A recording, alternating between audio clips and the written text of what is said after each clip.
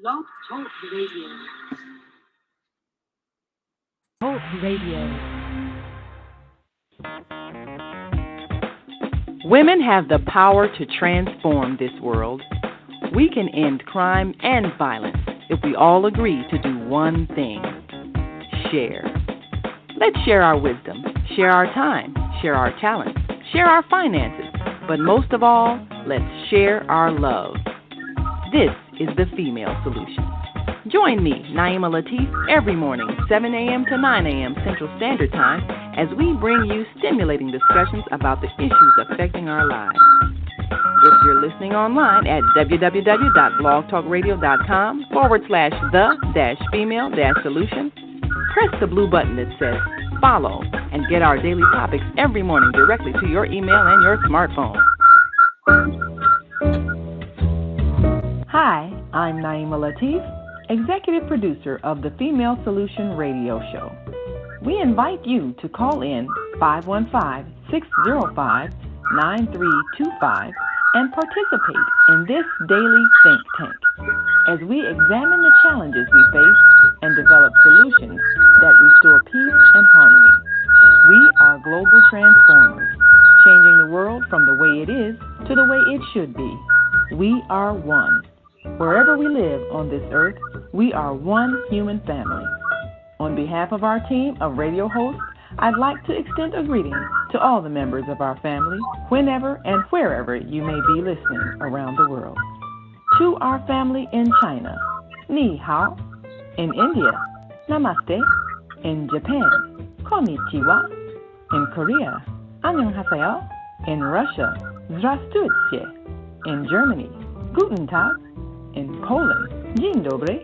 In France, Bonjour. In Spain, Hola. In Italy, Ciao. In Egypt, Ahlan wa sahlan. In Ghana, Akwaba. In Nigeria, Peleo. In South Africa, Sawubona. In Senegal, Nangadef. In Kenya, Jambo. In Israel, Shalom. In Pakistan, Afghanistan, Palestine, and Saudi Arabia, Assalamu alaikum.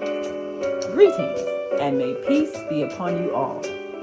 Join us live on the on-air radio network called 727-731-5192. We want to talk to you. Hi, I'm Naima Latif, and if you're watching this, that means you're one of the 4.6 billion people from around the world who are using an electronic device to talk to people. In these times, people are using the internet to talk to everybody. Friends, neighbors, family members, co-workers. People are on their cell phones and computers all day long. Now, if you're in business, that is great news. That means you can sell your products and services all day long and never have to leave your home. All you need is a media connection, somebody to connect you to an audience. And that's why I'm talking to you today. We produce programs, and our audience members are people who shop. They buy clothes, food, beauty supplies, cleaning supplies, home repair, transportation services, child care services. Whatever you're selling, they need to buy it. We're your media connection. Just follow this link, and tomorrow you can sit back and relax at home while your business is making you money.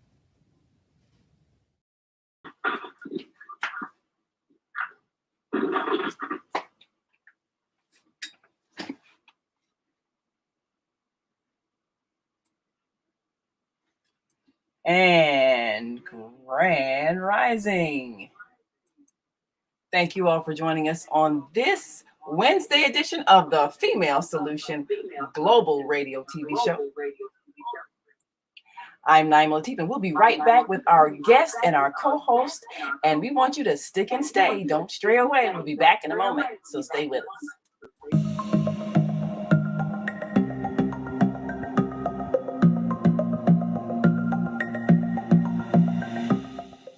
Hi, I'm Barbara. I'm Cheryl. And I'm Naima. We're three Black moms. And in case you didn't notice the resemblance, we're also three sisters. We're going to be coming to you every week, sharing our successes and our mistakes as we navigate our lives as moms, wives, sisters, daughters, and of course, Black women in today's world. We'll talk about it all: race, politics, religion, economics, culture, and we'll take a look at everything from whether or not to use corporal punishment to how do you teach your children about sex. Look for our upcoming book, Growing Up Charles. It's a personal story about our lives growing up in Maple Park on Chicago's South Side. I'm Barbara. I'm Cheryl. And I'm Naima. We're three Black moms. Follow us on Facebook and subscribe to our YouTube channel, Three Black Moms.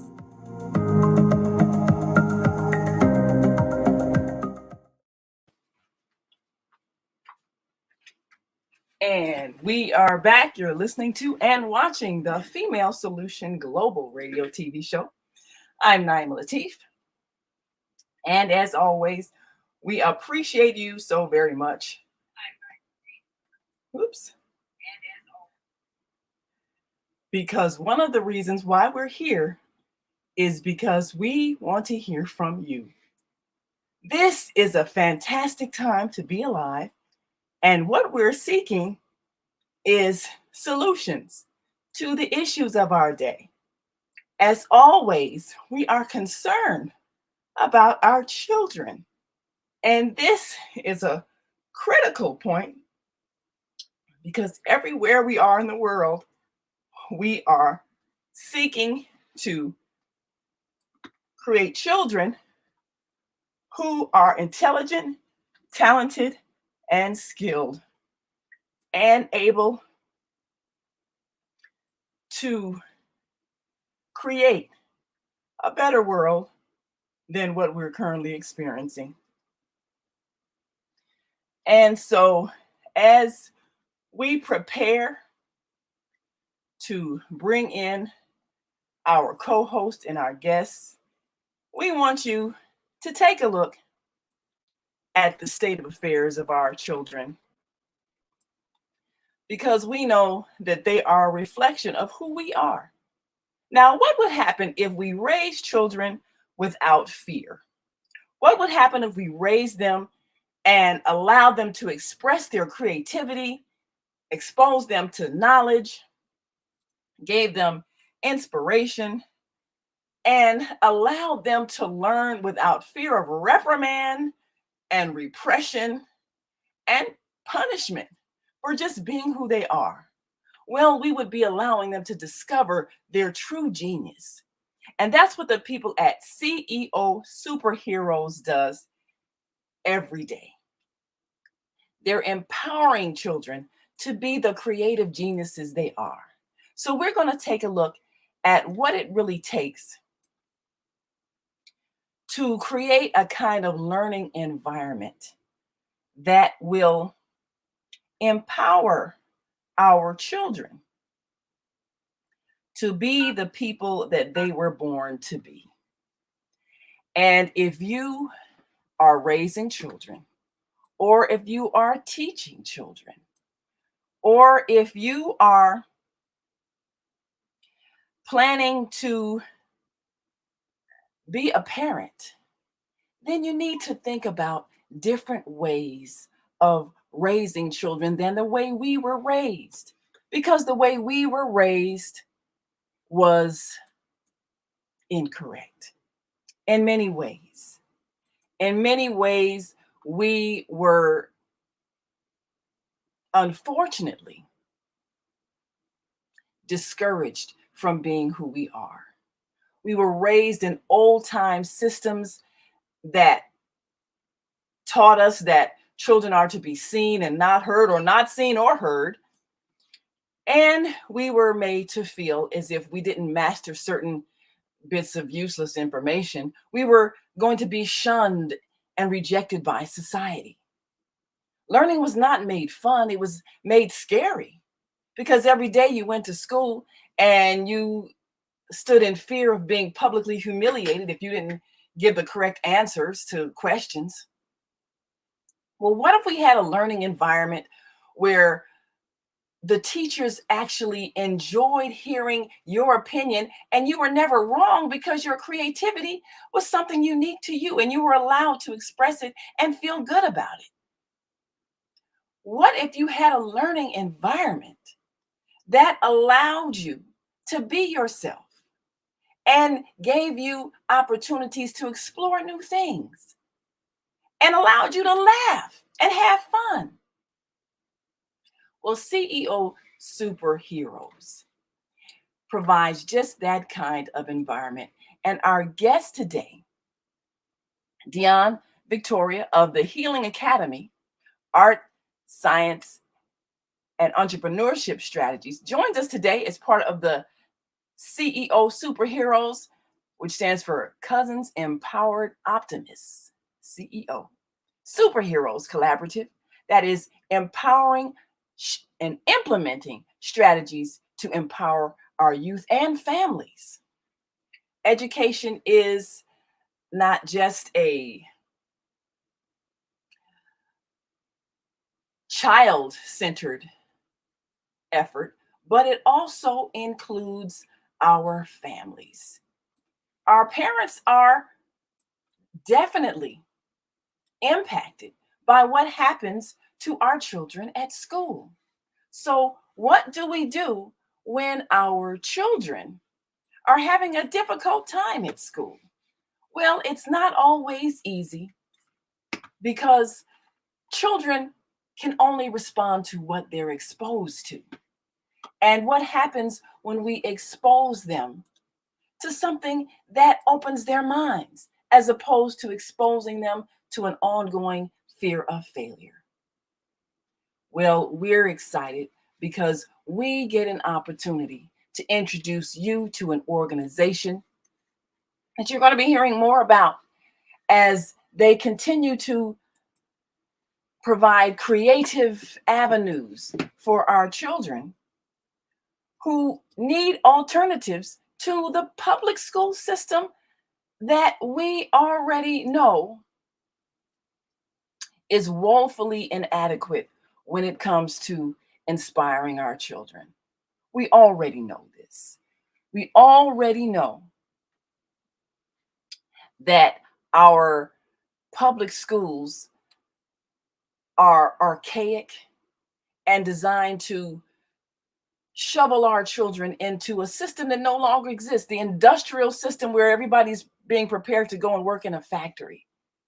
We already know that if we don't create something else, our children will be forever discouraged and be we will be disappointed because our children are not excited and don't want to go to school and don't want to continue school. And we've been brainwashed to believe that that system is the only way they can survive.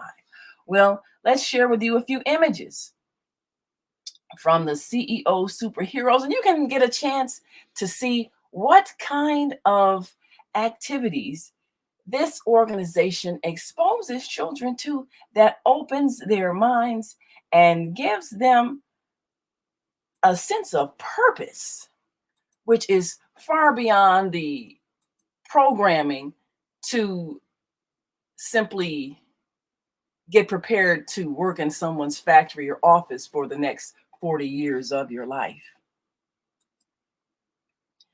So let's take a look at this promo of CEO Superheroes and think about what you would like your child to experience. All right, we're gonna share this with our viewers and come right back.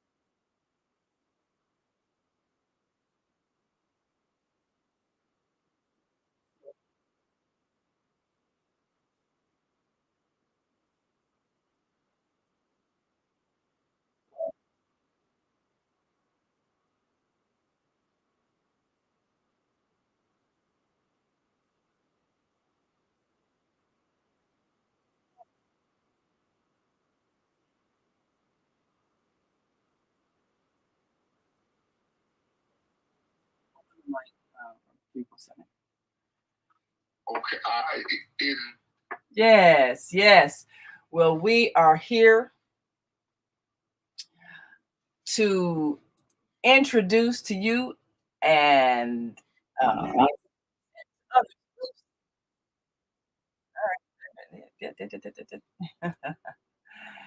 and give you an opportunity to learn about this exciting organization, CEO Superheroes. And we are joined with our co-host, Kareem Hamid. I believe you're, yes. Number one. And we're, uh-oh. And let me take this moment to go to a quick break. We'll be right back, so stay with us. Hi, I'm Naima Latif, and if you're watching this, that means you're one of the 4.6 billion people from around the world who are using an electronic device to talk to people. In these times, people are using the internet to talk to everybody. Friends, neighbors, family members, co-workers. People are on their cell phones and computers all day long. Now, if you're in business, that is great news. That means you can sell your products and services all day long and never have to leave your home. All you need is a media connection, somebody to connect you to an audience. And that's why I'm talking to you today. We produce programs, and our audience members are people who shop. They buy clothes, food, beauty supplies, cleaning supplies, home repair, transportation services, child care services. Whatever you're selling, they need to buy it. We're your media connection. Just follow this link, and tomorrow you can sit back and relax at home while your business is making you money. Yes. Well, we are back. And you're listening to, uh-oh, we got a little bit of an echo here. Let me close one mic. Okay. And we're back. And you're listening to and watching the Female Solution Global Radio TV show. I'm Naima Latif, and our guest today is Dionne Victoria of the Healing. Yes, I am here. So you're able to hear us. All right, wonderful, wonderful. Inshallah, as time moves forward, we are going to perfect the technical operation. Absolutely, absolutely. Yes, well, you know, we're actually on 3 networks on Wednesdays. Inshallah, we're grateful for this technology that Yes. has put us in touch with each other in real time. Yes. Praise be to Allah. Absolutely, absolutely. So, you know, it's a wonderful thing. Yes. So can you hear me okay? So as I was saying, until if there's anyone that would like to make some statements concerning what is happening in Sudan or in the Democratic Republic of Congo or occupied Palestine, I ask you to press 1 on your phone. Okay. Now, are you able to hear me okay? 699. Please state your name and where you're calling from. Are you able to hear me okay? My name is Luke. Better known as I'm in Detroit right now. I think we're having a little bit of a technical difficulty here. St. Louis, the Sugar State. And my mother was a pioneer at Massey 28. Thank you for using Blog Talk Radio. Goodbye. All right, having a little bit of a technical difficulty here. So, are you able to hear me now? Can you hear me? I can hear you. Are you able to hear me? Goodbye on the phone, and I just hung up. You know, technology is so advanced now. Anyway, I got a history with Islam, and like the book said, read, and you will know the Bible and the Constitution. All right. Well, here's what we're gonna do. Yes. Okay. So we are actually connected to several radio networks. And what we will do is make sure that our co hosts can hear us clearly. Because today we want to really take a look at shaping the future. And one of the most important aspects of the future is our children. And our guest today is Dionne Victoria of the Healing Academy, Art, Science, and Entrepreneurship Strategies.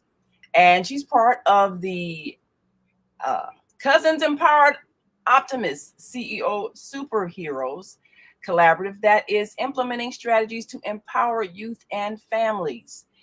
And the exciting thing about this program is that it gives us a creative way of approaching our children's education, their their expansion of their minds, and exposure to things that takes them out of the regular traditional environment so that they can learn and explore. So tell us, Dionne, first give us a little bit of background about yourself as head of the Healing Academy, Art, Science, and Entrepreneurship Strategies. And then we'll talk about your work with the CEO Superheroes. Absolutely. So let me start by saying I am president of the Healing Academy, and I'm also here representing CEO Superheroes as the director of STEAM. So just to kind of back it up and give y'all a little bit about me as the human Dionne Victoria, I'm an artist, and I've been allowed to be anything I've wanted to be because of the support of my parents. They really showed me throughout my childhood that I can be an artist. I can enjoy science. I can enjoy learning. I can be different. It was okay to be different. And so that was something that stuck with me throughout my adulthood, that I could do anything. Something that you said was empowering our children. We want to empower our children to be superheroes. That's where CEO Superheroes come from, right? We want to show them, teach them that they have superpowers. Each of us have something that we do great. And we do that by creating this learning environment. And that's something that the Healing Academy, we both work together in this way. Something that the Healing Academy offers is these arts programs, these healing arts programs. So I want to get more into it, but I want to talk more specifically about the learning environments that we collaboratively and individually as organizations create. In our courses, our students are shown to be who they are. Our instructors are so different. They are beautiful people. They are actual superheroes. So they have these examples of people of how to be who you are. And then they are placed in a safe learning environment where their families are invited to learn as well. And they are given opportunities to learn entrepreneurship. In CEO Superheroes, we offer golf. And I'll talk more about our programs coming up in that area as well, in both areas. Something else I wanted to mention that you talked about, and this is me, and I think I could speak for both organizations when I say this. Something you talked about was how our system has been designed. It's a very archaic system, the public school system is.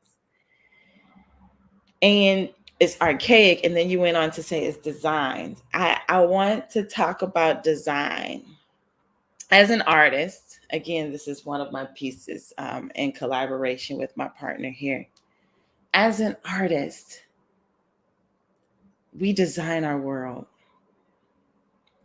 And I see Asada on here, her picture flashing here and there. Something that she says is how you can tell the evolution of a culture based on its artists. And then as an artist, I sit back and I look at how our schools are designed, how they've been designed, how they haven't been redesigned. And then I look at the schools that are for children and how they are designed. and the stark difference.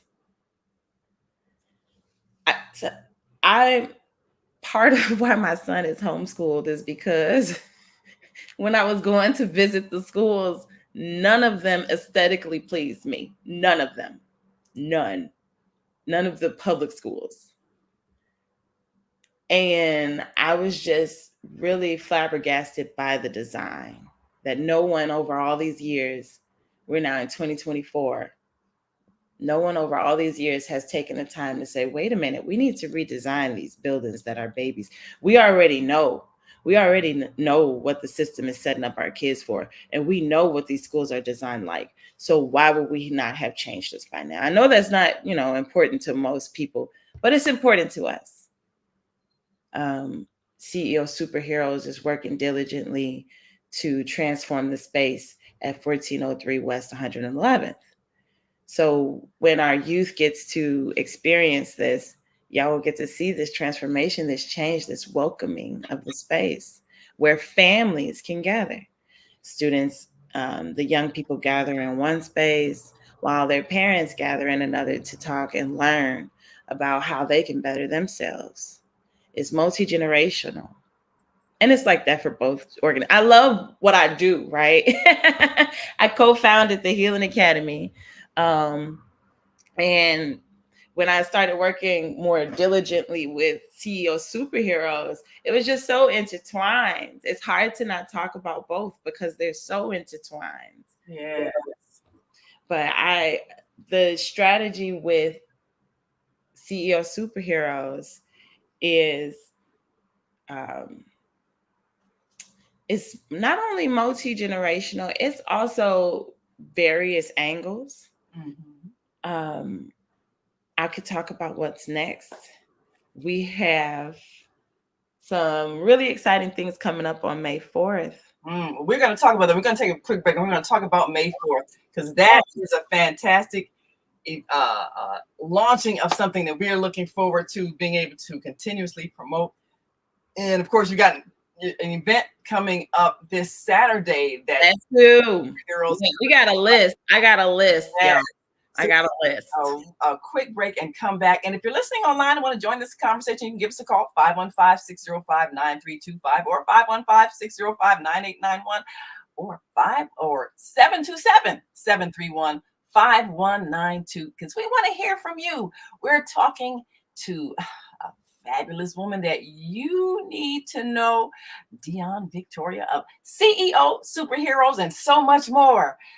Because we're transforming the world through our children. So we'll be right back after this quick break. And we want you to stick and stay. Don't stray away. We'll be right back in just one moment. So stay with us. Hi, I'm Naima Latif. And if you're watching this, that means you're one of the 4.6 billion people from around the world who are using an electronic device to talk to people. In these times, people are using the internet to talk to everybody. Friends, neighbors, family members, co-workers. People are on their cell phones and computers all day long. Now, if you're in business, that is great news. That means you can sell your products and services all day long and never have to leave your home.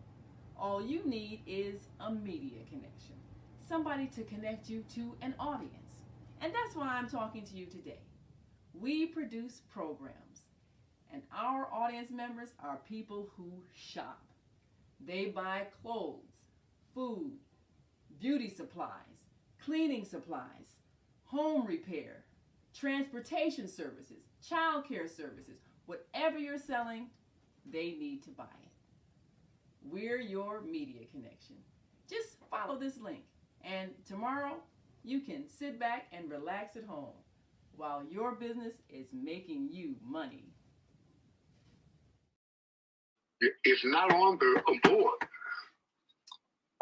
Yes. Yes. You're not able to hear me.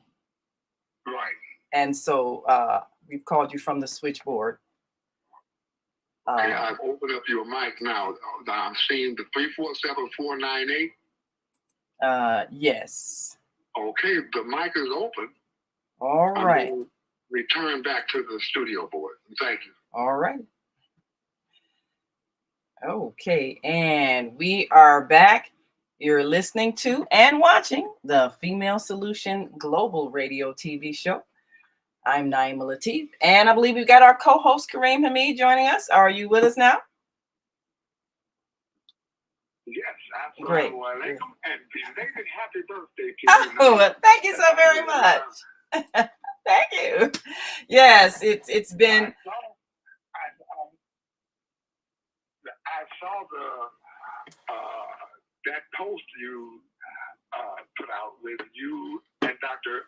and Minister Floyd Plum. Yes, yeah, he did such a wonderful birthday celebration and everything, and we enjoyed the day. And I'm so elated to have made another round, another turn around the sun with the earth, and just meeting such fabulous people who are doing wonderful things. And, you know, we always talk about the future on this show because there's some people who got a lot of gloom and doom, oh, there are wars and rumors of wars and poverty. But we know that this is a time of transformation. So I'm excited because today's guest is giving us some real inspiration. And we know that our children are going to create a better world because we're going to put in them the inspiration and the vision and the courage to make things better because they are being raised without fear. So I'm excited, and I want to introduce to our American Muslim 360 family joining us live here. We're talking to Dionne Victoria of the Healing Academy, Art, Science, and Entrepreneurship Strategies. And she's joining us today. She's part of the CEO Superheroes Collaborative that is implementing strategies and empowering young people and their families to create a new world. And we had an opportunity to work with the children that are part of the CEO Superheroes program in creating a podcast that we're going to see this Saturday as they are one of the Soulful Chicago Book Fair sponsors, and we're excited because we want people to see what happens when children are allowed to be the wonderful human beings that they are without being repressed into silence and shushed into silence. And when they're allowed to create and they're allowed to think and they're allowed to explore and they're allowed to learn with encouragement. We want people to see what that looks like. And of course, Betty Shabazz is that kind of environment. We've been doing podcast training there with the students, and they're going to get a chance to interview some of the CEO Superhero students and share the experience of being empowered by people who understand that our children are gifted and have creative genius. And if we, the adults, would just learn how to guide it rather than squash it, then we'll see our world change. So I'm so excited to have our guest today. Yes.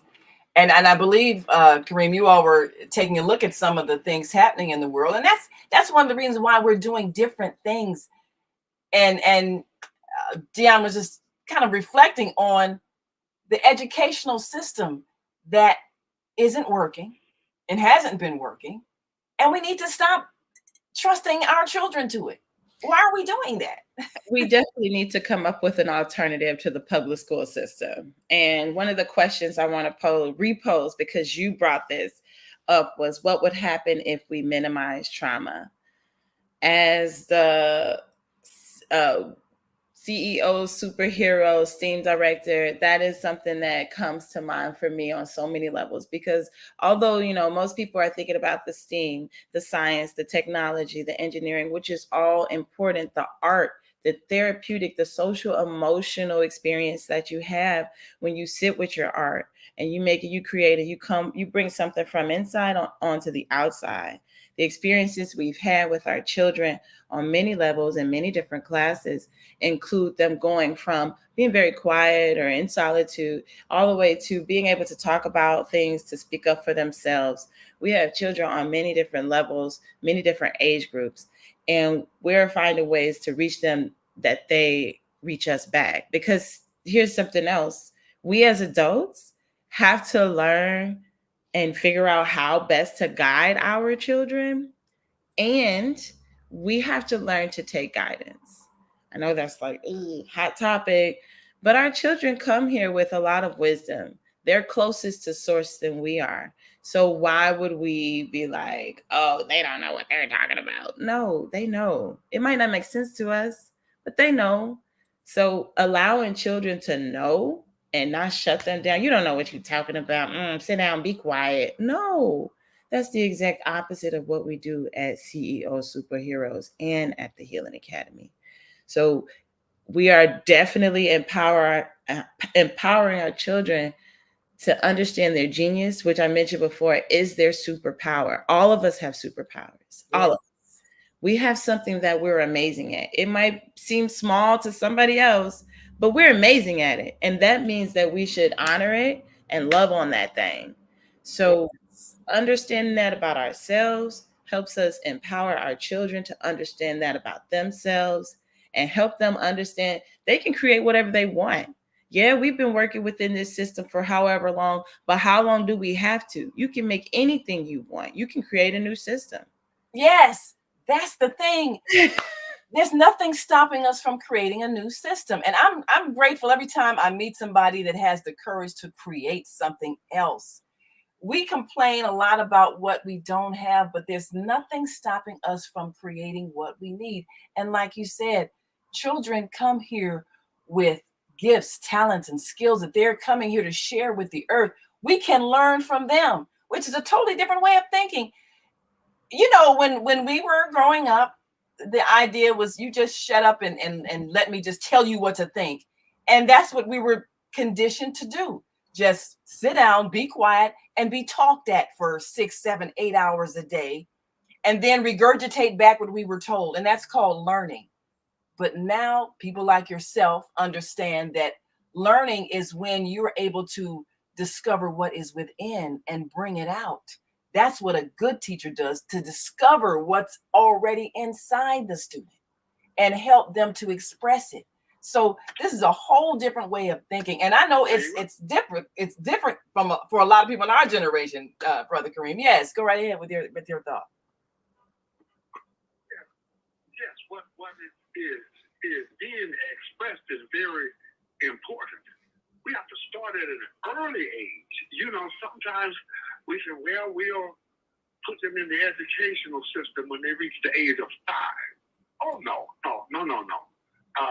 God have created the human being with an ingredient called potential. Yes, Every potential. human being has potential. Absolutely. And potential is derived from the word that they are potent. I like that. Come here rich in potency. Yes. And, we have to know how to nurture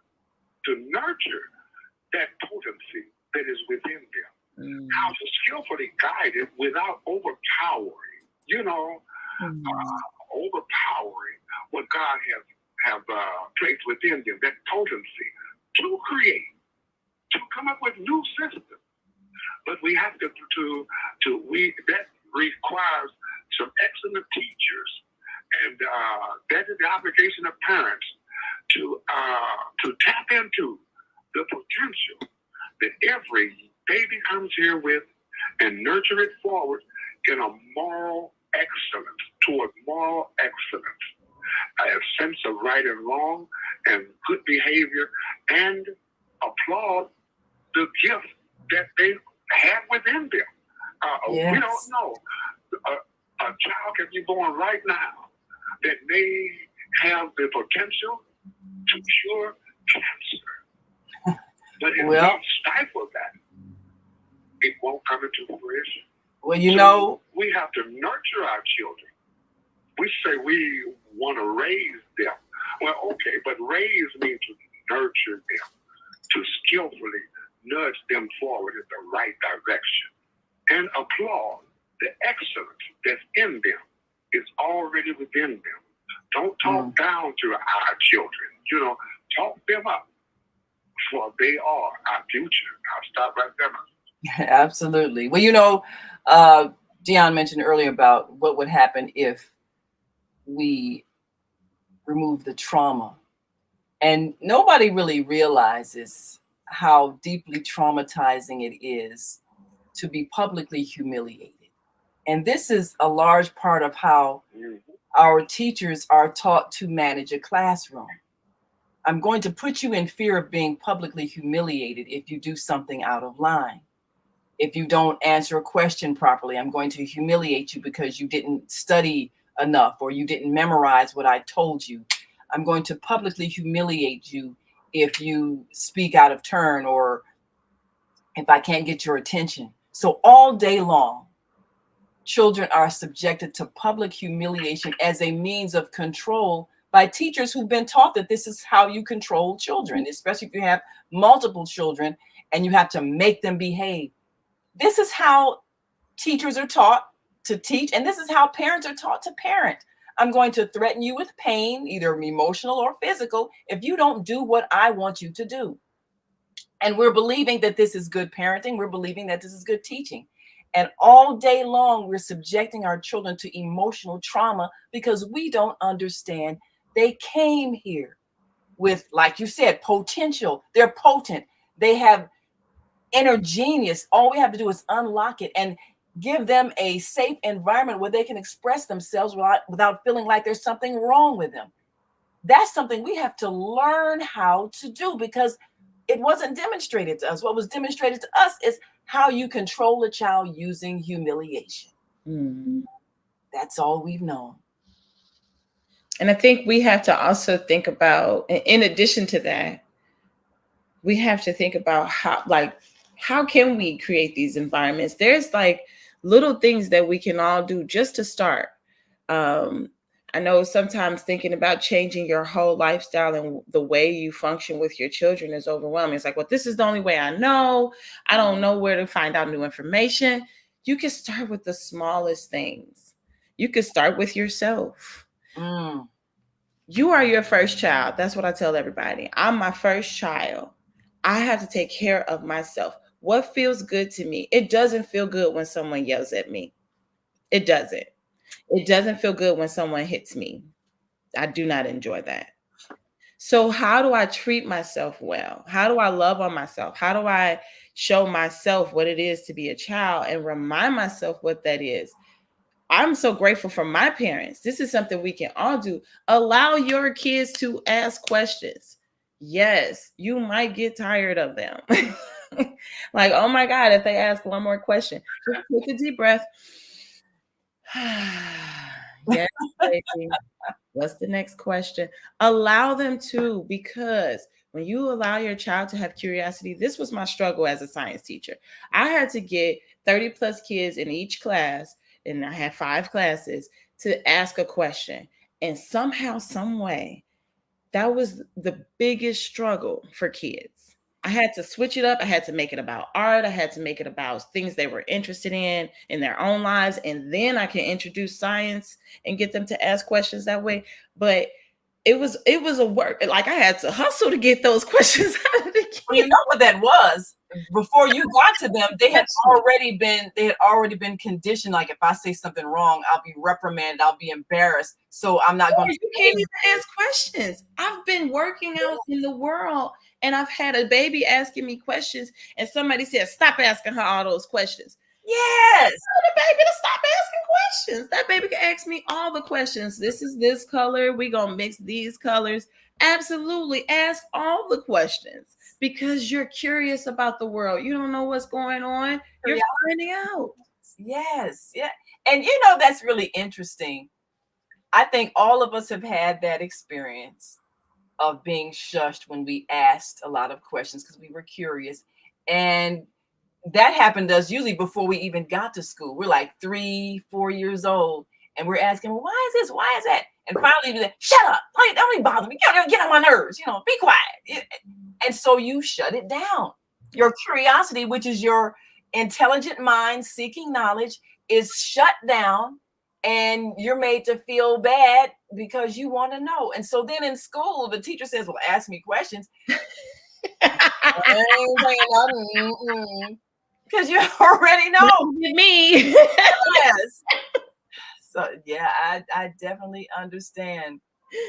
It's funny because my sister, she teaches a college class. She teaches a class on diversity in the media. And she was so frustrated one year because none of her students would say anything. She's just like, I'm talking, I'm saying, part of your grade is your class participation. But they had been conditioned over the years to, well, if I don't say the right thing, I'm going to be reprimanded. So they wouldn't ask any questions. Getting them to talk was like pulling teeth. And these are like college students. So you figure, how many years of conditioning have they had to just be quiet and let me tell you what to think, and then you memorize it and regurgitate it back to me on a test, and then you get a high grade, and then you'll be successful in life. And that's what we call education. Invention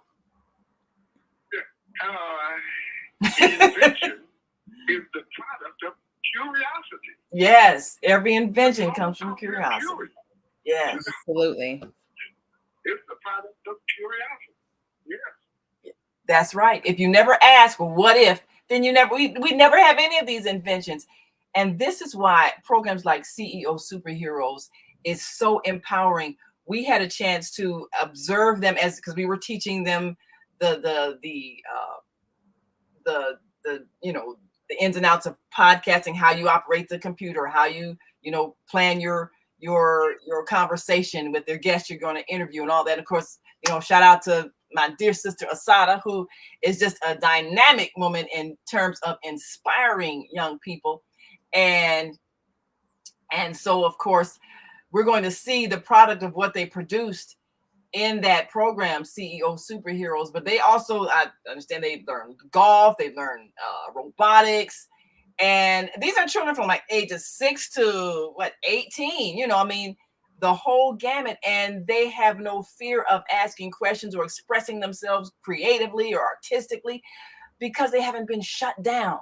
Absolutely. And that's the kind of environment we have to create for our children, so that they can feel like people are going to welcome my curiosity. People are going to allow me to create without saying, no, you did it wrong. No, let them do it the way they see it. And it's, oh, that's interesting. Oh, okay. Yeah, that's good. Because most of us didn't get that growing up in school. We didn't get encouragement for being different. If you didn't conform, if you didn't do exactly what I said, then I'm going to call you dumb. I'm going to humiliate you. I might even tell your parents I'm going to give you a bad grade, and you might get punished when you get home. Oh, you got an F. I'm going to give you a beating. So that brings up a good point. This is something that still sticks with me 20 years later. In high school, I was taking notes in class. Trig. I did not like trig. Let's just say that. Yeah. And so in order to keep myself engaged, I drew notes. I drew little doodles, like talking about the lesson. And I'm like, this stuff is so boring to me, but this is the way that I kept myself engaged. And the teacher would check our notes. And when she saw my doodles, she said I had to take it out and rewrite it. Oh. And as an instructor, one of the things that I'm very proud of is I then went on to become a science instructor who then actually collected the research that shows allowing students to doodle and draw when they're taking notes increases the capturing of the knowledge and the content. So to that teacher whose name I shall not say, although I do remember. It works. And let's go back to that question. What happens when we minimize trauma in our learning? And that's what I'm excited about this Saturday. Yeah, so tell us about this Saturday coming. Yes, I'm so excited to tell you about that because CEO Superheroes will be there, as you mentioned. We'll be there sharing the information about what is next, which I'll talk about that later. But also, as you mentioned, our podcast students will be interviewing with the Betty Shabazz podcast students, so we get to see that. Yeah. And then we'll also be showcasing our photography students and the work that they did. Yes. And Dionne, me, I'll be there doing an art party. So Wow. as you step out of the book fair over to the next room, you'll get to experience a plethora of art making, including making your own book. Wow. And one more thing. And I'll share information about the Healing Academy there as well. But one more thing, I'll be performing. Ooh. Performance. All right now. Yes. So look, y'all need to come out not only to see this amazing book fair, but to also see the youth who have poured into all of the things that we do, poured into themselves, and really are learning about themselves and the world through creative outlets. Come on out this Saturday. That's all I got to say. Gotta be there. Now, for those of you who are in and around the Chicagoland area, or if you want to take a trip, you might be from Indiana or Wisconsin, come on down. It's at 7823 South Ellis. That's Betty Shabazz International Charter School, a fantastic institution that, you know, my daughter graduated from there, and she is now a global citizen. She speaks several languages. She travels all over the world, and she has no fear because she was not crushed. Her spirit was not crushed. It was nurtured in that school. Those and I love the atmosphere because it's like the African village, and everybody's either mama or baba. So that's you feel like family there, and it's different when someone is your child. It's a different relationship, and so that's a very nurturing environment. We had an opportunity to the last 2 semesters do a 12-week training program and giving them an opportunity to interview a lot of different people. And our last project, they talked with some students in China and their teacher, and we're looking forward to making that connection because we believe that when our children are able to meet each other, they'll discover all over the world they're really the same. They don't need to be taught fear. They don't need to be taught prejudice. They don't need to be taught hate. They need to be taught how to share the love, share the joy, and create peace because everybody is important. Everybody has something that they're here to share with the human family and the world. And so we're going to see when children talk to children and all of them have had open minds and potential. They're potent. They're growing. And we'll see what kind of conversation they have when they talk about what it feels like to know that you're shaping the future. Yes. You know, Naima? Yes. We want to encourage our children to think. Yes. Know? And that word encourage. A lot of times they have to utilize a lot of courage to even express themselves. Yes. We want to remove that and put the I-N courage. Have the courage to wonder, how does this thing work? What causes it to function?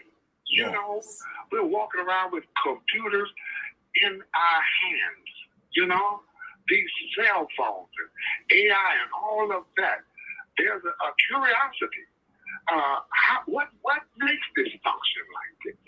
And usually the greatest benefits are found inside of the creative matter. That's true. Inside of it. That's the science of it. And I'm grateful that this is a scientist. Yes. Dionne Victoria. Yes. A scientist. Yes. You have been strategically placed to encourage our children. I like that. Strategic. Your curiosity. I'm right there, my sister. Well, that is it. And you know what I always tell, and that's a good point that you make, because you know sometimes our children will take a piece of equipment or machinery or something, and they'll break it apart, and they're trying to figure out how it works. Us, in our lack of understanding, why did you do that? We want to start smacking them instead of realizing this is a scientific mind. That's what they're doing. They want to know how it works. Yes. So something that a lot of people I say is art and science are actually quite like almost the same. To me, they're the same. they have a very similar process that I would talk about at another time. But something else that we've talked about that I don't want anyone to leave here without hearing us.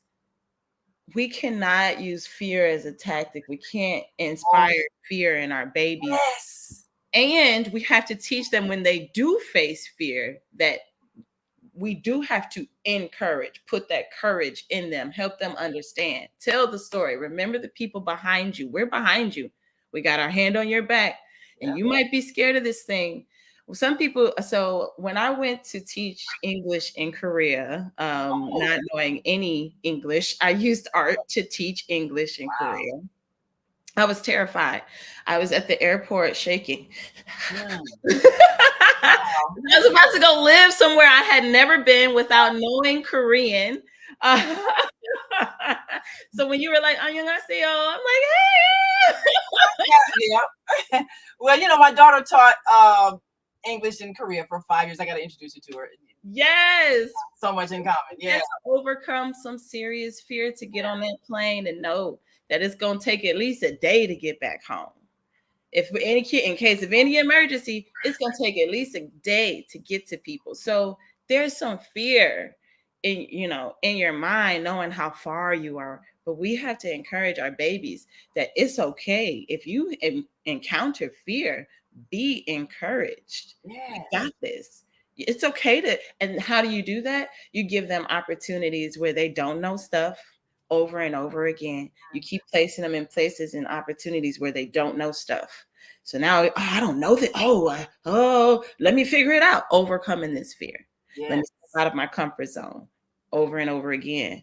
And now when I'm an adult, fear, that pops up every now and then, but I just do this, that, and the third and get past it. That's right. That's right. And I'm so glad you said that, because sometimes, well, basically the way we've been conditioned to think is that you're supposed to make your child fear you. Fear you're going to hit them, fear you're going to reprimand them, fear you're going to cause them pain. And we're believing wrongly that fear is respect. Fear is not respect. Fear is distrust. Mm-hmm. If I fear you, that means I can't trust you to not cause me harm. But we've been incorrectly conditioned to believe that we're supposed to instill fear in our children. And so this is the way parents parent. And they're believing that if a child speaks up, because if they've been in an environment where they've been allowed to speak and share their thoughts, and an adult who doesn't understand will get offended. Like, how dare you say something? How dare you speak to me like that? How dare you say that? Because maybe that child hasn't been in condition to fear other people or fear being able to express their thoughts. So we got a lot of undoing in our own minds about what love looks like. Love is not fear. Love is trust. When like you said, I got your back. So if a person knows that they can trust you, no matter what they're going through, they can trust you to encourage them, then they don't live in fear, and they shouldn't be living in fear. Mm-hmm. So how would you, and I know you got to take your child to school, don't you? Before you go, first of all, tell us how, if people want to get their children involved in the CEO Superheroes program, how do they reach you? What's their website? Oh my gosh. Okay. So if you want, this is my suggestion for folks. If you want to find yourself involved with CEO Superheroes, they have an amazing family plan where you can purchase a membership at ceosuperheroes.com. Let me make sure I'm saying, is it com? Nope. Let me correct myself. Org. It is .org. Make sure you go to ceosuperheroes.org to find out more about our family plan and how you can get a $111 family plan that covers you getting classes for your whole family, being a part of workshops for the whole family for the whole year. So it's quite a deal, because just on May 4th alone, we're offering 3 different programs with podcast, beats production, and game design. So if you want to get involved, please make sure that you visit ceosuperheroes.org. I also want to talk about a few things that we got going on. Also follow CEO Superheroes at CEO Superheroes, just like the .org is at CEO Superheroes on our social media platforms. We also have a homeschool network that July 8th registration opens up for. If you go to that website, you can pay attention there, set it in your calendar that when you come to July 8th, you go ahead and sign up for that. Currently, with the Healing Academy, we have our Science Tuesdays with Mama Dionne and Mason. That's my little guy. And that is every Tuesday at 11. It's at my home. So you follow us at We Heal Heal and contact me, and you can get that information to come on over. And we do some homeschooling, specifically science, because that's my passion. Now that's We Heal Heal. So is that wehealheal.org, or that is the wehealheal.org and at We Heal Heal on all social media. So we both CEO Superheroes and the Healing Academy. We did a good job of trying to keep it consistent. Find us at ceosuperheroes.org or the Healing Academy at wehealheal.org. Okay. All right. So that's wehealheal.org. If you want to go that so you can heal. That is fantastic. Well, thank you so much, Dionne. You have just inspired us today, and we're looking forward to this. May God continue to bless you, Dionne. Yes, may God continue to bless you so you can be a blessing to others. We look forward to seeing you all this Saturday at the Soulful Chicago Book Spring Fling. We're going to see those CEO superheroes, those articulate young people who are now doing their own radio, TV show, podcast. They're CEO superheroes, and we're excited. And so 7823 South Ellis, 10 a.m. to 6 p.m. this Saturday. You need to be there. All right. Come on down from St. Louis, brother. Well, all right. I wish I could. Well, we thank you all so very much. We do appreciate you. We're going to take another quick break and come back. And we've got folks on the line. And of course, we always encourage you. Press 1 if you're on our Blog Talk switchboard. And of course, if you call in on our on-air radio network, just state your name. We'll bring you on. And we'll be right back after this quick break. So stick and stay. Don't stray away. We'll be right back. So stay with us. Hi, I'm Naima Latif. And if you're watching this, that means you're one of the 4.6 billion people from around the world who are using an electronic device to talk to people. In these times, people are using the internet to talk to everybody. Friends, neighbors, family members, co-workers. People are on their cell phones and computers all day long. Now, if you're in business, that is great news. That means you can sell your products and services all day long and never have to leave your home. All you need is a media connection, somebody to connect you to an audience. And that's why I'm talking to you today. We produce programs, and our audience members are people who shop. They buy clothes, food, beauty supplies, cleaning supplies, home repair, transportation services, childcare services. Whatever you're selling, they need to buy it. We're your media connection. Just follow this link, and tomorrow you can sit back and relax at home while your business is making you money.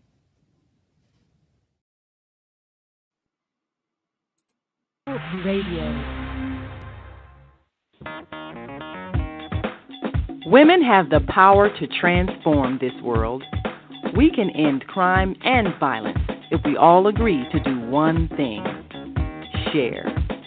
Let's share our wisdom, share our time, share our talents, share our finances, but most of all, let's share our love. This is the female solution. Yes. This is the female solution, and I'm Naima Latif. And if you're watching today, we want you to watch every day, because every day of the week, we've got a fantastic team of hosts bringing you inspirational information that can transform your life. And if you are listening online and want to join this conversation, you can call in. We're on 3 radio networks today. Of course, we're on our American Muslim 360 channel, 515-605-9891. And we're on our Female Solution Blog Talk channel, 515-605-9325. And you can join us on the on-air radio network at 727-731-5192, because we want to hear from you. And I'm always excited when I meet people who have the courage to create something that answers a problem, that solves a problem. That's why we call this the female solution, because we bring you people who have solutions to the difficulties that we're facing. One of the things I want to take a look at is the creation of alternative educational programs. How long have we been complaining about the public school system, their refusal to teach history in a way that's accurate and empowering, and that is giving the honor and respect of all people for their various human experience? How long have we been complaining about that? That we've been denigrated? How long have we been upset about teachers who do all the things we just talked about, discouraging our children, making them feel bad, humiliating them, being harsh and punitive when they express a thought that's out of conformity? How long have we been complaining about this? At this point in time, there is no reason, there's absolutely no reason for us to keep complaining about a school system that doesn't serve us when we have the intelligence to create something better. So Brother Kareem, what do you think it is that, and of course, this is something that we have to really look at, is what is it that keeps us from creating what we need? I'll be right back after this brief message on the AM 360 line. But we want you to think about that. We want you to think about that.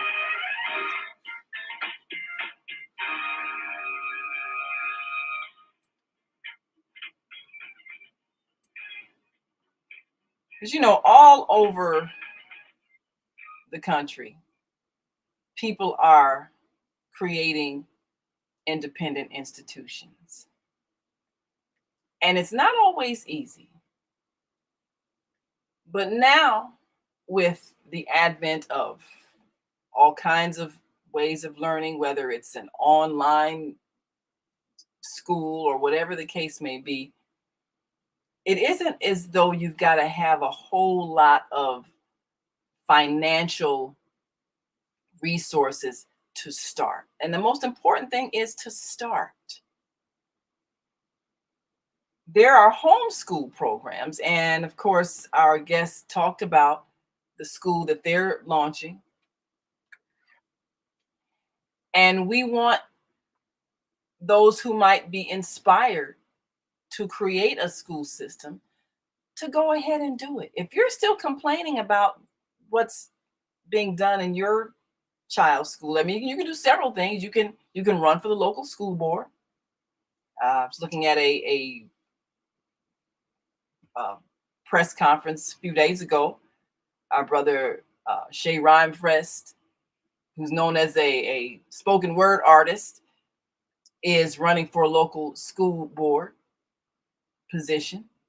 So you can get involved that way, and you can shape what's being taught in the schools and the environment of the school, or you can create your own school. But we have to stop complaining about how things are and how other people aren't treating us right.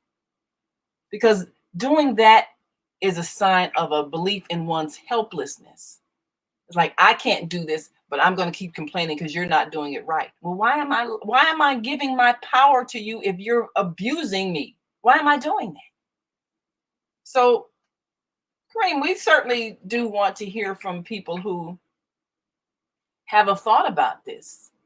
What keeps us from starting our own schools? And there might be some people who've gone to some private schools, private religious institutions. Sometimes religious communities will create a school that reinforces their values that they know aren't going to be reinforced in a public school system. But there are some challenges. But what do you think keeps people from just starting an institution when they see that there's a need to do it? Do you think it's fear that they don't have whatever credentials they think need to be had? Or what is it that is the hesitating factor that keeps us from creating what we know needs to exist that doesn't currently serve our needs?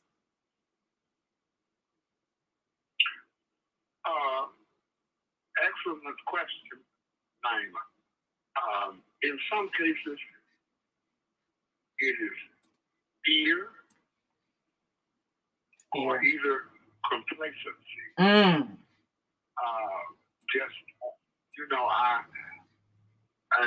Also there's an economic component to education. You have to be able to afford the instructors that are proficient in the field that you're introducing.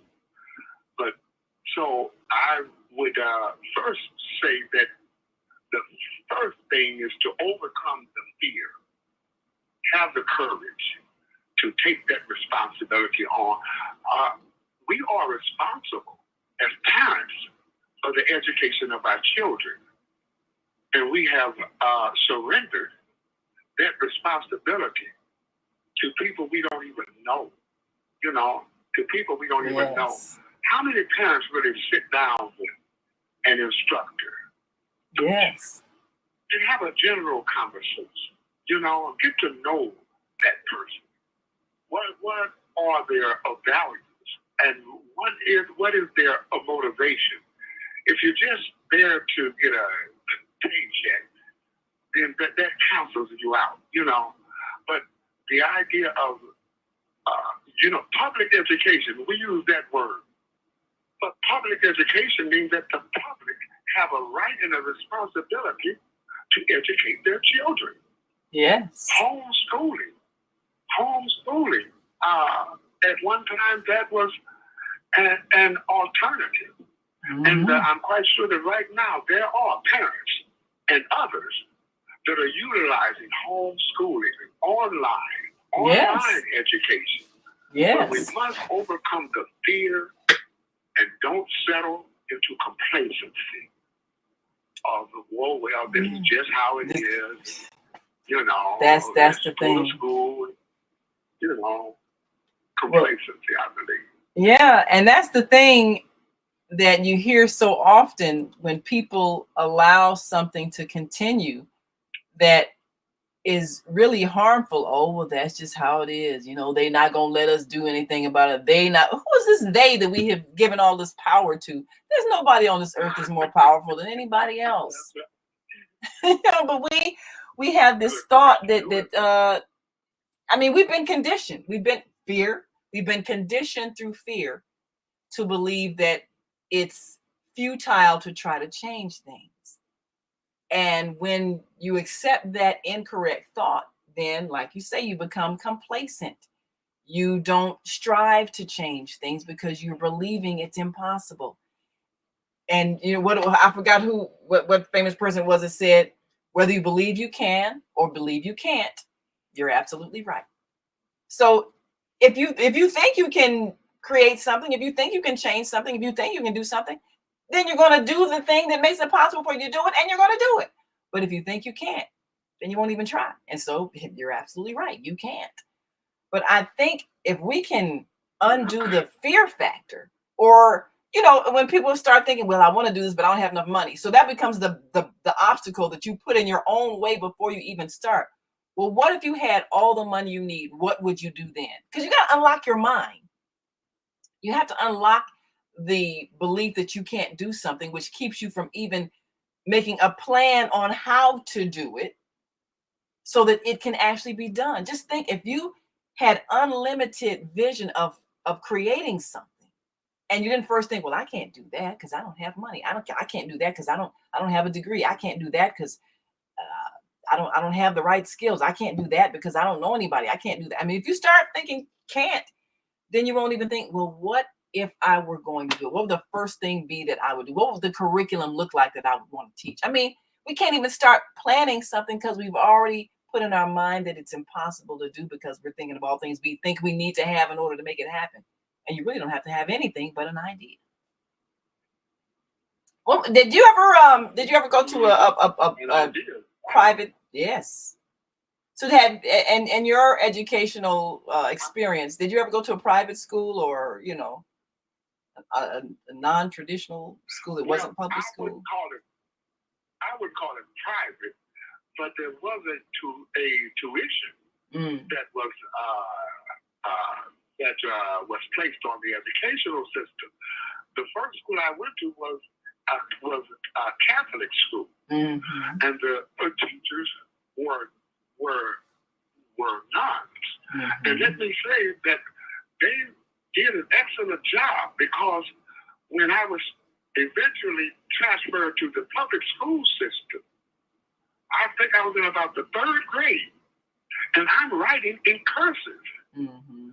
And the instructor, she told me, don't write. We haven't taught you that yet. Here, you know, yes. So I went home and I told my mother. And the next day she went to school with me.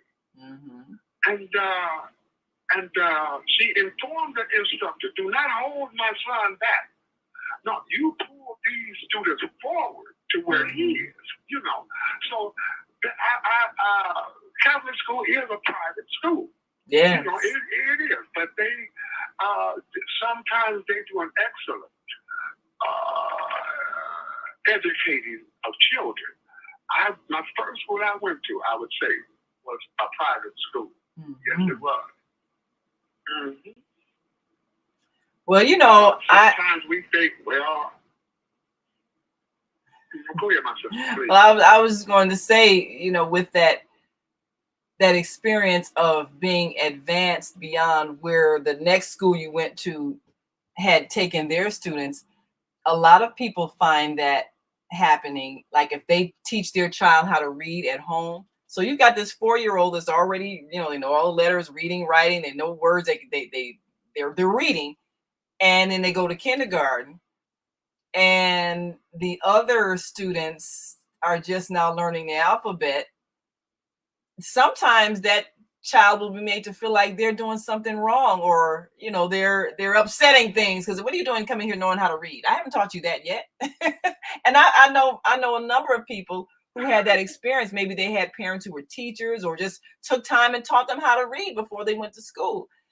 And so when they came to school already knowing these things, the teacher didn't know how to handle it and made it to be a negative thing. And they just recently have understood that if a child comes with advanced knowledge, then there are a lot of things you can do. You can give them work that meets where they are, while other children are doing the elementary things that they've already learned. But you don't hold them back or penalize them because they're already writing in cursive and everybody else just learning how to form the letters, or they're already reading, everybody else just learning the alphabet. You know, you don't hold them back. But I found that people who've been homeschooled, usually they are so far advanced than their grade level because they're getting one-on-one attention, and they're not being restricted. Okay, well, in first grade you learn this, and in second grade you learn this, and third grade you learn this. People often, when they do a homeschool curriculum, they'll let the child keep learning and learning and learning with no limitations. So we find that most public schools actually dumb our children down and teach them things that don't really have anything to do with life, you know. And that's something that, like you say, the complacency, they never think to challenge it. The public school system has removed the art of cursive writing. They were dumbing down population. We talked about that the other day. And this is something we're going to have to figure out, because if you're still expected to sign your name on official documents like your driver's license or your passport or a contract or endorse a check, then it's expected for you to learn cursive writing because that's your unique signature. But like you say, they're not teaching it anymore. And the way they're trying to evolve things when it comes to identifying people, well, you know, what if you just put your thumbprint? Okay, that's unique. Yeah, that's fine. And we might get to that point at some point where maybe that's how documents are signed, but we're not there yet. So in between time, if you're still expected to know how to sign your name and you can neither read nor write cursive, what are you supposed to do? And this is where we find ourselves. We're in between whatever new system they're expecting to replace cursive writing and actually having that system in place. So right now, you still got to, if you're going to get a driver's license, you got to be able to sign the driver's license. You got to be able to sign if somebody pays you in a paycheck. Yeah, okay, many people using electronic banking, but for those people who still write checks, you got to sign the back of the check if you want to cash it, you know, and all these things. So that's a question. What do we do with the old system that still exists if we're not teaching it and our children are expected to still function in it before this new system of whatever is going to be manifests? Should parents teach their children cursive writing at home because it's not being taught in school? What do you think? I think they should, because on most documents there are two areas. They ask for a signature. Yes. A signature. And if you print, then that invalidates that application, that document. They want your signature.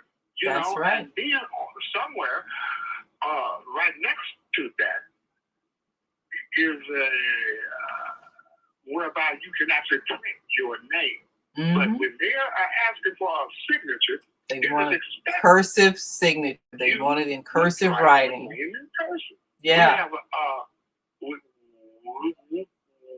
have a caller here on the line. Yes. Well, let's open up the mics for our caller. And of course, if you're on our switchboard here, feel free to press 1. We'll let you know. We'll open the mic for those that are on our switchboard. But go ahead and open the mic for the call. Okay, Echo 706-627. Please state your name and where you're calling from, please. Assalamu alaikum, Brother Muhammad from the Ummah of Prophet Muhammad out of Waycombe, Georgia. And I think a lot of people come back from Ramadan. But just to ask the most important question that came out of the wonderful guest you had and what we're talking about right now. It's the lack of faith by any who means not doing what they know is right. And the lack of faith comes from is a safety net that the Lord gives us, because He reminds us when we're going back into what He just freed us from. And you will have no excuse for not having your own school, your own food, your own society of people who want to be loving each other and share with each other. You're not establishing definitive ways to how to protect your freedom to live the way that you want to live in the environment that you're in. When Allah has put you in charge of making sure that you are a model for anyone who wants to live the best of life that Allah has created for you in His creation, that opportunity door must be kept open. So that is the number one thing. And then the mother is so important, like you said, because we were talking about teaching in the first place. When how early we start with what we just came out of. Our children have had the best in life, from childbirth or to the one that is suckling, who just came into the world during the month of Ramadan, and to all of us have purified ourselves to the highest level of sincerity that's in our hearts, and have asked Allah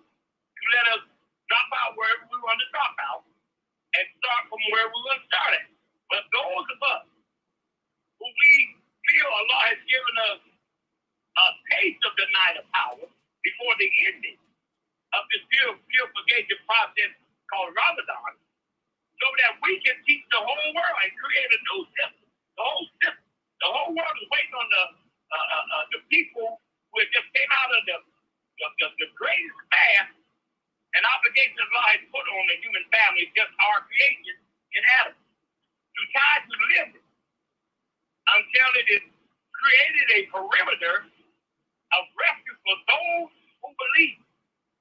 And he has given us all of the intelligence, all of the resources to do it. But he said, remember now, you will go back. Because Shaitan is calling you, and he is now free again. And remember, our children just has one of the most wonderful realities you'll ever have, and that is fasting during the month of Ramadan. And many people of other faiths have fasted with us, and they have benefited from the purity that they see coming out of the people who the Creator chooses. He can choose whoever he wants to bring forth this model community. And the rest of the world will support it once they see the sincerity and effort that is going to be put into doing it by deeds and acts. So if we start now not to let our children forget about what they have experienced during Ramadan, they will be a model for all the children of the world, and especially for themselves. And they will help us as teachers, as parents, the first teachers, and the man, the first teacher. Because he taught Eve what Allah instructed him to teach her. Where they was, how she came about, and we are supposed to repeat that process over and over again with the books that Allah has sent to the world. It's like now the world is waiting on us to free them from the dictation of the thought and Bible. Fasting is one of them. Purification, how to realize that you do not need the world or anything in it that is a gift, your worship. But don't do anything like this for about your business of establishing that opportunity for yourself and those who want to recognize that they cannot create themselves except. So we have to pray a lot that we don't let this Ramadan education that the world has been having for the last 1,447 years, well, about 1,200 years, something like that. But anyway, it's very important that we teach our children everything they learned during the month of Ramadan, because those who fasted before us, they can already have an idea of what we're going through. Because Allah put the same responsibility on them in the reality that they're in now and the actual physical reality they were in at the time when they received the revelation. We must have faith. Yes, sir. Yes, sir. What you are saying is very important. The parents and teachers have to have a discipline, have moral values and a discipline as they instruct and construct our children. Almighty God has said to the human being, your own self obligates you. There is an obligation to educate our children in the proper manner. We can't use the excuse, well, my child went to such and such a school and it was subpar. No. That still does not release us from your own self obligates you. So we have to create, and I'm with you, create the proper environment in which we nurture our children. Create the proper environment.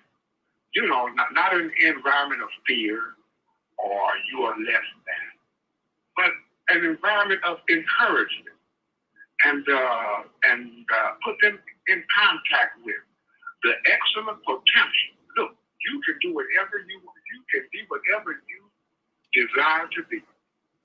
Don't think you can. You can be that. See, that encouragement. Right. I agree. I agree with you.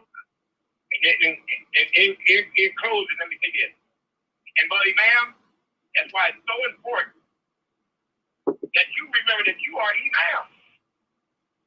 And you have a duty to whoever you talk to And you're very diplomatic. You're very merciful. You're very kind. But we must always end like we end our good father. We have to give all the praise to Allah. And then like Prophet Muhammad led in his example, he talked to many people. He counseled many people of all faiths.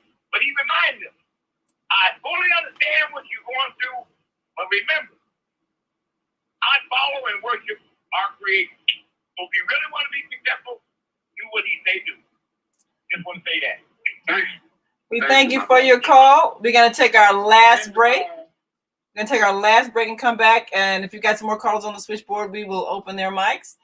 And you're listening to and watching the Female Solution Global Radio TV show. I'm Naima Latif with all of our co-hosts, Kareem Hamid and our American Muslim 360 family. And of course, if you missed the first part of the show with Dionne Victoria, you need to go back and watch it in the archives, because we're talking about empowering our young people with knowledge, skills, and encouragement so that they can manifest their visions and dreams. We'll be right back after this quick break, so stick and stay. Don't stray away. We'll be right back in just one moment, and we want you to stay with us.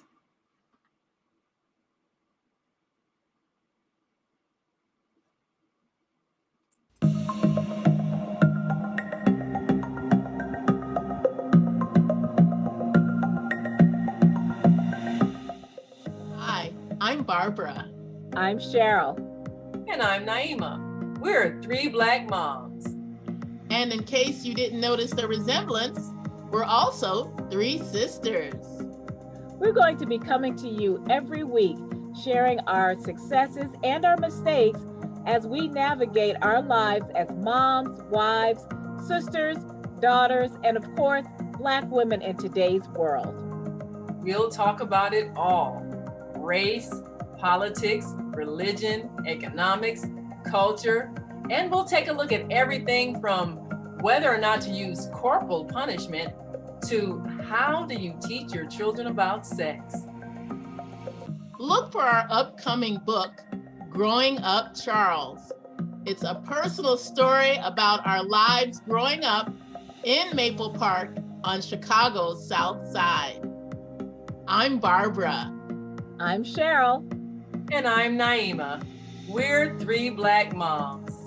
Follow us on Facebook and subscribe to our YouTube channel, Three Black Moms.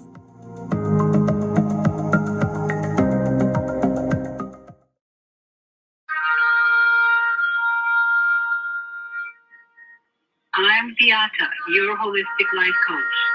These days, it's more important than ever to work on your physical, mental, emotional, and spiritual health. Are you consciously breathing deeply in stressful moments? Do you have a plan or daily routine to maintain balance in your awesome body? Are you struggling to be disciplined in your eating habits? When you partner with me, I'll help you develop a personalized health plan that works for your particular lifestyle. You can find out more about me at yourholisticlifecoach.com, where you can also review my 3-step protocol to guide you to abundant health. That's yourholisticlifecoach.com, and I'm Beata.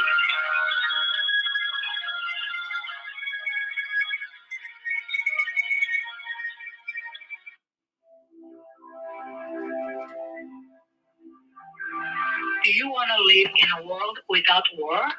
Join our global peace movement. Heavenly Culture World Peace Restoration of Light transcends culture, religion, ideology, and other boundaries to achieve peaceful harmony in the global society. HWPL is committed to bringing world peace and cessation of war through peaceful dialogue between religious groups. I am Director Shin-Suk Kim of the HWPL Chicago branch of North America. Join us for our next gathering. Call 773-580-1501 and be a part of the movement for world peace. Email us at chicagohwpl@gmail.com.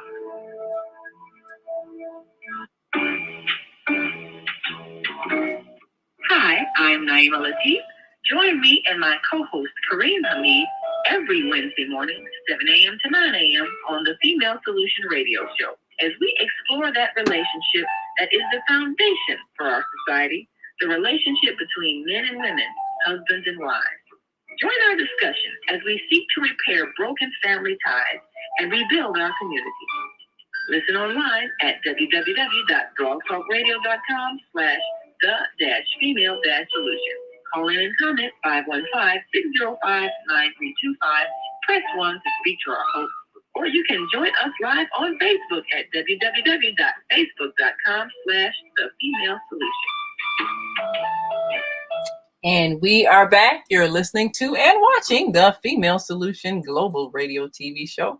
I'm Naima Latif, along with our co-host Kareem Hamid and our American Muslim 360 family. And of course, we've got some comments here. Our wonderful Friday morning, Sunday evening host, Beata, says, Grand Rising Queens. Love the idea of minimizing trauma in our learning. You go, girl. Yes, definitely. You know, one thing that our guest Dionne said about minimizing trauma.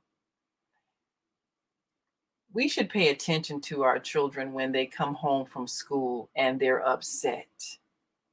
Because if they are not having a good experience, we need to address that. Sometimes things are happening and we overlook it. Our children come home crying, they're upset, and we think it's just some little thing. But like when you're 5, 6 years old and a teacher hollered at you or something, that can be traumatizing. You know, I mean, it's something happened when you wet your pants. You know, that's public humiliation. That's traumatizing. Yeah, you're 4, 5, 6 years old, but those are memories that stay with you. So how we handle things for our children is important. It's important that we show that we care how their day went at school.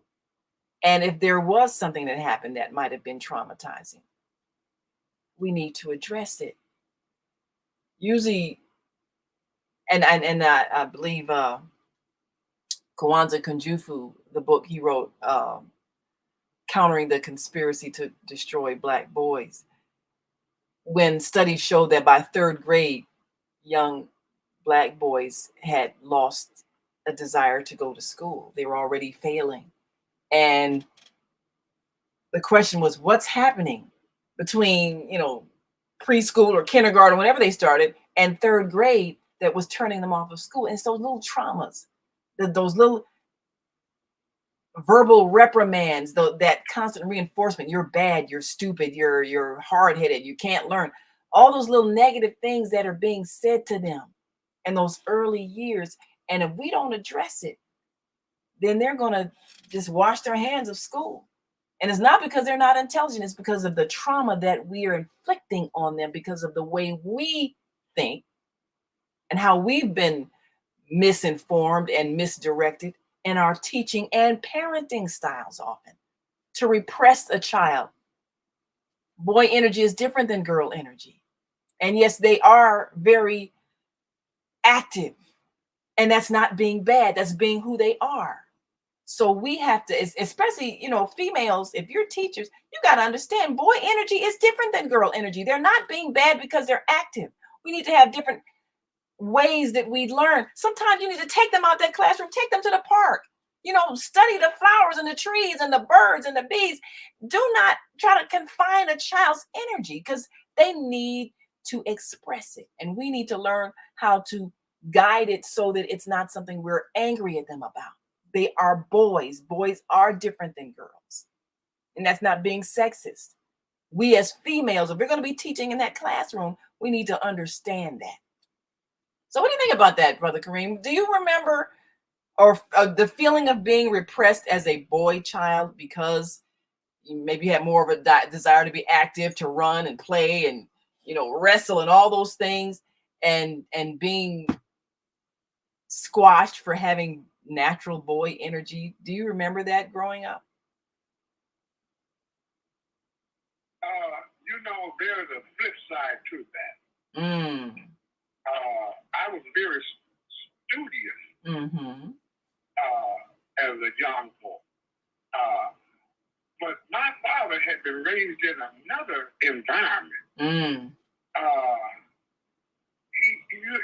and I put he was for education, but he put a lot of emphasis on physical activity.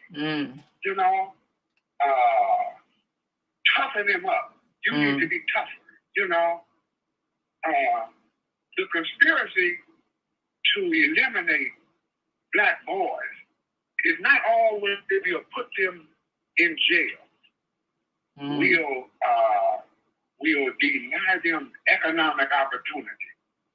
No, the real disqualification, they want to make us, to disqualify us from being male. And that comes with a thought process. Yes. Give them a way of thinking that disqualifies them from being the leaders in the community and the society that they live. Give them a mindset of playfulness. Give them a mindset of toxic masculinity. That lone wolf type of thinking, that individualism type of, that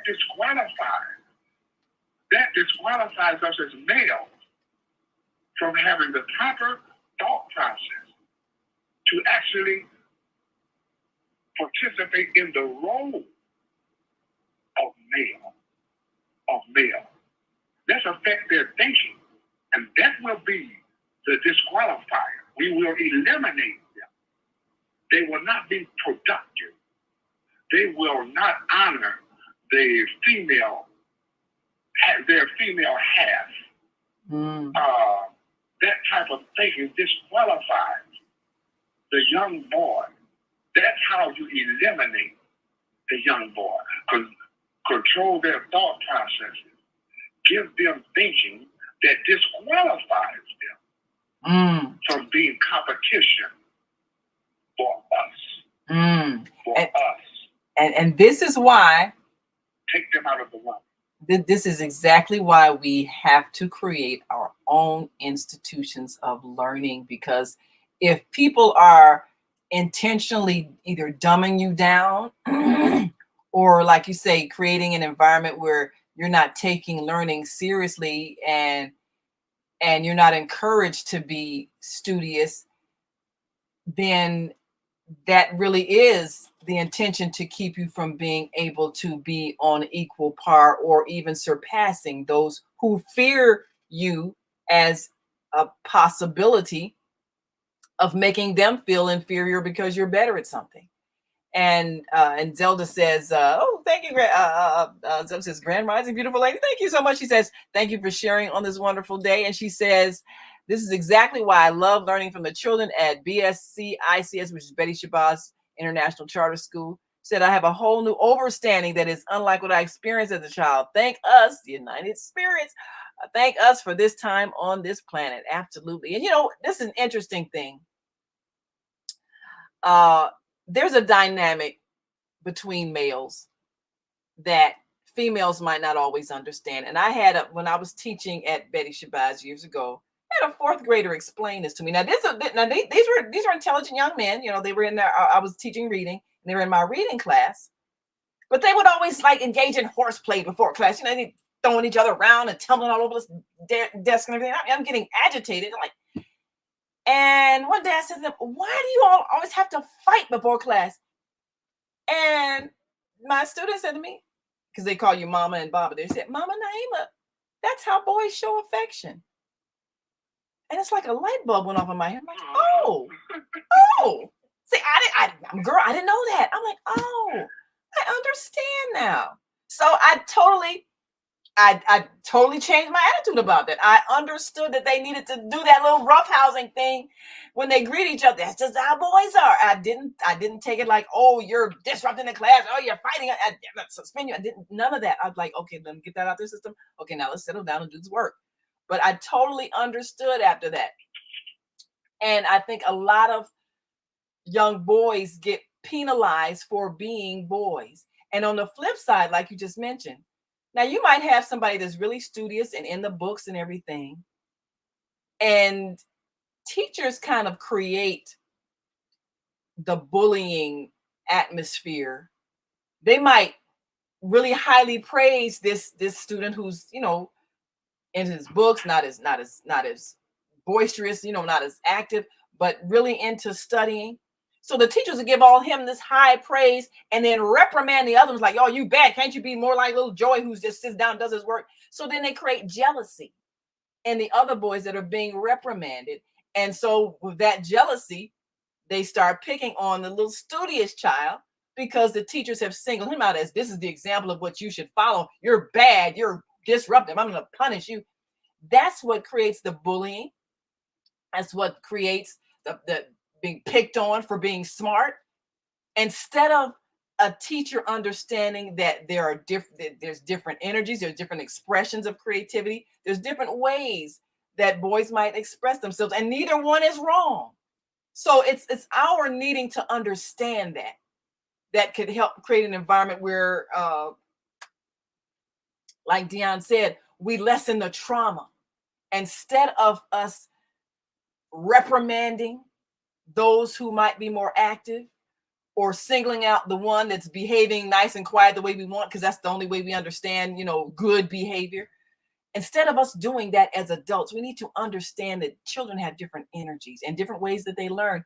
And sitting down, being quiet isn't for everybody. That isn't how everybody learns. We need to have alternatives where they can express themselves physically sometimes. You know, go out to the playground and learn about nature. Be out where you can express yourself physically and not being made to feel like you're being bad because you're not sitting down and keeping still and listening to a 2-hour lecture. We need to think, you know, we need to understand and we need to know that the way things were done before didn't work then. It just made us feel full of fear. And we were quiet because we were afraid of getting smacked or you know, sent to the principal's office or whatever punishment it was. But it wasn't a good learning environment. So Brother Kareem, what do you think is if the person was going to create a school curriculum that encompassed all of those things, the quiet child, the active child, the child who's artistic, the child who reads, the child who maybe likes music, the child who likes to run and play, all different personalities, and all of them be considered okay because each of them is that child's individual expression and their own unique individuality. How could we create an environment where all children are welcomed and not made to feel fearful that they're going to be made to feel like they're wrong or bad? What do you think? You know, diversity in human beings is a plus. We are not robots, you know. We have different proclivities, you know.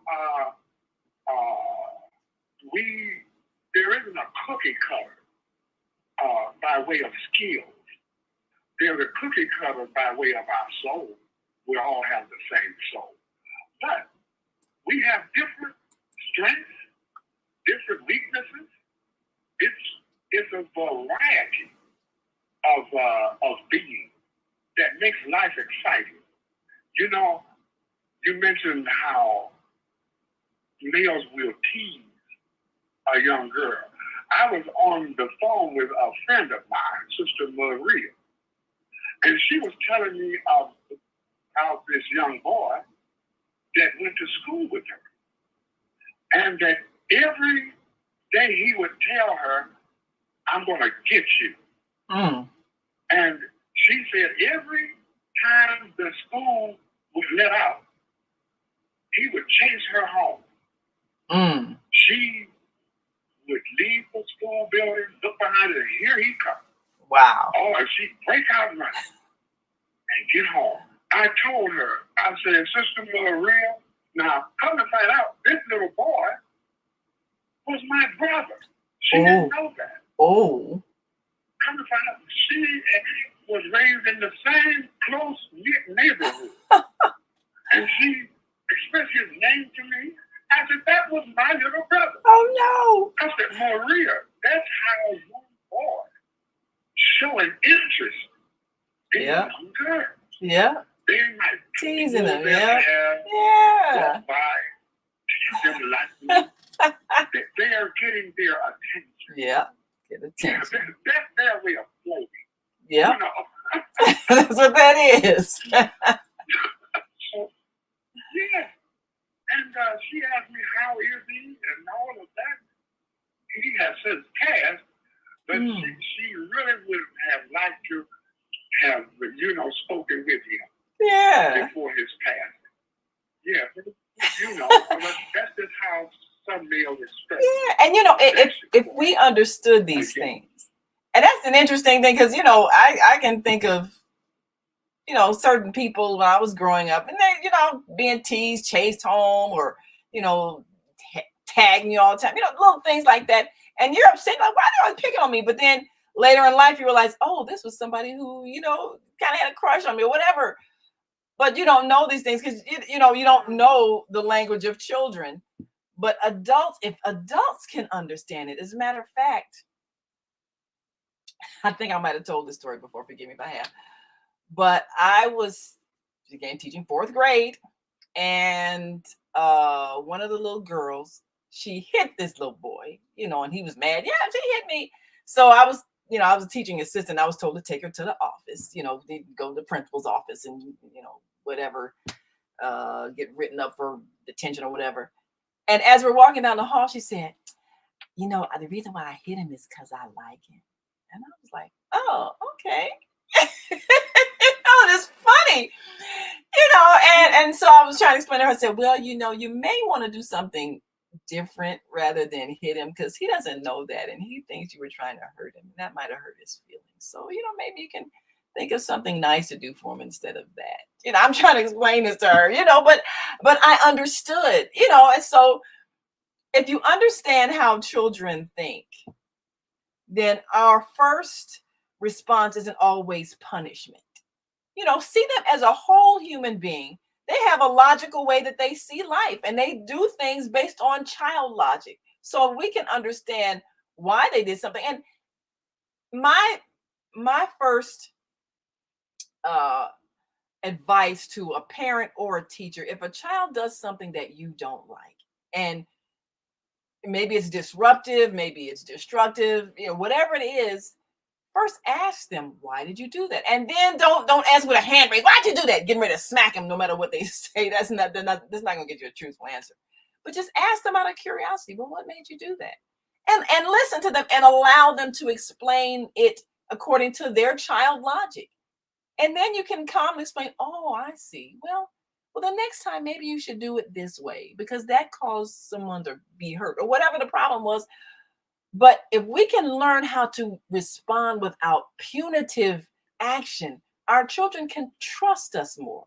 And then the learning environment isn't so traumatizing where every time they do something, there's some kind of punishment attached to it. Because every time they do something we don't like, we think, oh, you're being bad, and then you want to hit them or in other cases.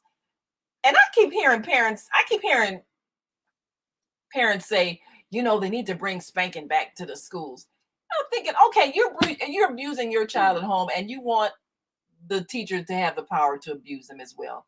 Why do you think that's good? So I don't know, Brother Kareem, have you ever been to a school where, corporal punishment was allowed? And do you think it was maybe... Oh, yes. was it anything about that you think was helpful? I don't feel about.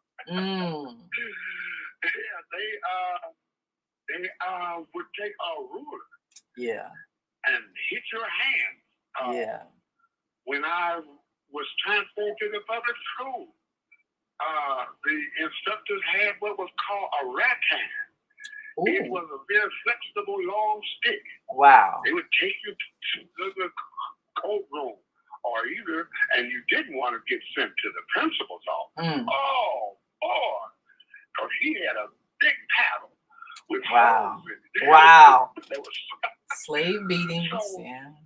That is traumatic. It is. Sometimes we ask children, why did you do that? As we're hitting them. I don't know. They aren't lying. How come you did that? I don't know. They don't know. They don't know. It was an impulse. To a trauma. Yes, Yeah. a trauma of something that have affected their behavior. That's right. They don't understand. They don't even know. They don't but even the know. instructor have to have enough insight to know that there is a beginning Yes. and a cause to Yes. every action, you know, and you try to dispel that trauma. You try to remove that caused them to behave in such a way. When they say, I don't know, they mean, I don't know. The instructor has to have insight and knowledge. That's right. To That's know right. that there's a cause behind it. And seek the cause and try to eradicate the trauma of being a child. That's of being right. a child. They're very precious to us. Right. So we have to be psychologists, we have to be psychiatrists, we have to be therapists, along with an educator. It requires that we have an insight into human behavior and what causes trauma in our children. Yeah. And try to create the proper environment, the nurturing environment that will, will move them forward. So many of our children come from traumatic living situations. Yes. Traumatic living situations.